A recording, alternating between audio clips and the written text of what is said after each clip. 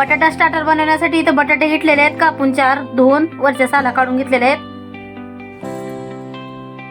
बटाटा स्टार्टर बनवण्यासाठी इथे पाणी ठेवलेलं आहे. यामध्ये टाकून घेऊ 1 चमचा मीठ आणि हे बटाटा एक 10 मिनिटं आपण बॉईल करून घेऊ. आपण हे बटाटा सगळा यामध्ये टाकून झाकण ठेवून घेऊ याच्यावरती 10 मिनिटं.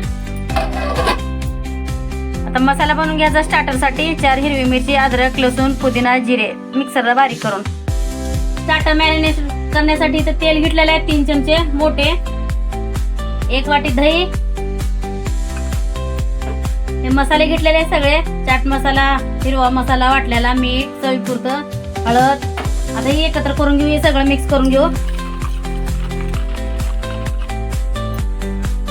मिक्स करून घेतलेलं आहे. यामध्ये टाकू 2 चमचे तांदळाचं पीठ,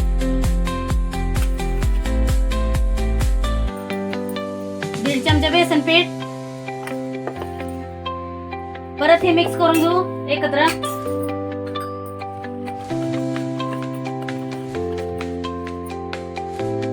सगळे मसाले मिक्स करून घेतलेले आहेत. यामध्ये हे बटाटा टाकून घेऊ आपण, गार झालेला आहे. आणि या बटाट्याला हे कोटिंग करून घेऊ आपण आणि तेलामध्ये तळून घेऊ आपण. हे सगळं मिक्स करून असं बटाट्याला सगळं कोटिंग करून घेतलेलं आहे मसाले लावून. आता तेलामध्ये आपण तळून घेऊया. इथं तेल पण गरम झालेलं आहे. यामध्ये आपण हे सोडून घेऊ सगळं मॅरिनेशन केलेलं बटाटा. सगळं असं तळून घेऊया लालसर. पाणी वापरलेलं नाही मी जरा आपण या मसाल्यामध्ये.